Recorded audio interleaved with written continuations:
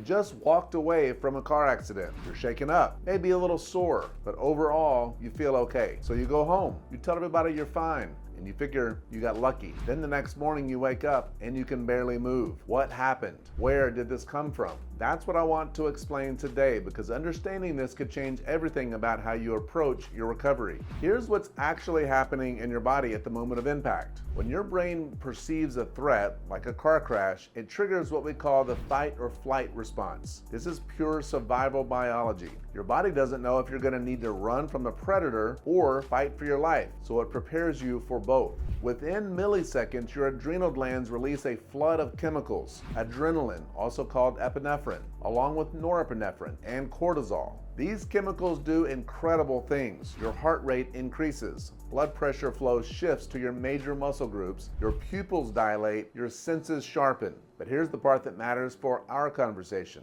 Your body also releases endorphins, natural painkillers. These are the same chemicals that create the runner's high. They're incredibly powerful at blocking pain signals. So at the scene of the accident, you're flooded with adrenaline and endorphins. You feel alert, focused, maybe even energized. What you don't feel, at least not fully, is pain. This is called the adrenaline mask, and it can hide real injuries for hours, sometimes even days. Now let's talk about what happens after the adrenaline wears off. When soft tissues are injured, and by soft tissues I mean muscles, ligaments, tendons, and the structures that hold your body together, they don't just start hurting immediately. There's a biological process that has to unfold first. Initially, the damage occurs at the microscopic level. We're talking about tiny tears in muscle fibers, stretched or torn ligament fibers, disrupted connective tissue.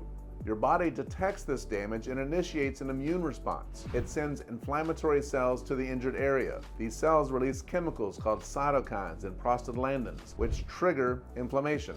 This inflammation actually takes time to build. Fluid accumulates in the tissues, swelling develops. The area becomes increasingly sensitive as more pain receptors are activated. This process typically peaks somewhere between 24 and 72 hours after the initial injury. So you can feel relatively fine at the accident scene, go to bed that night thinking you dodged a bullet, and then wake up the next morning in serious pain with a stiff neck, aching back, headaches, and difficulty moving. This is what we call the delayed symptom window. And here's what I need you to understand. The pain didn't come from nowhere. You didn't injure yourself in your sleep. The pain happened at the moment of impact. Your body just took some time to tell you about it. Now here's where it gets frustrating for a lot of people. You're in real pain. You're struggling to turn your head or to bend over or to sleep comfortably. But when you look in the mirror, nothing. No bruises, no cuts, no dramatic swelling. Nothing visible to show for what you're actually feeling.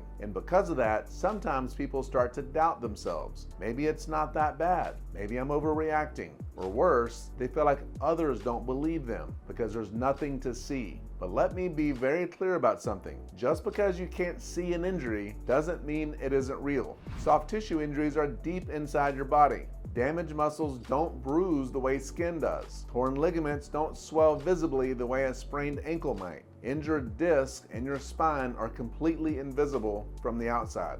These invisible injuries can affect your ability to work, to sleep, to do the things you enjoy. They can affect your quality of life for weeks, months, and even years if not properly addressed. The absence of visible damage is not evidence of the absence of injury. It's just evidence that soft tissue injuries work differently than the kind of injuries we can see. So allow me to bring this all together. If you've been recently injured in an accident and you feel fine, that's great. But understand that your body may be masking what's really going on. The adrenaline and endorphins from the crash can hide real injuries for a day or two. And if symptoms show up later, such as stiffness, pain, headaches, difficulty moving, don't assume you did something new to cause them.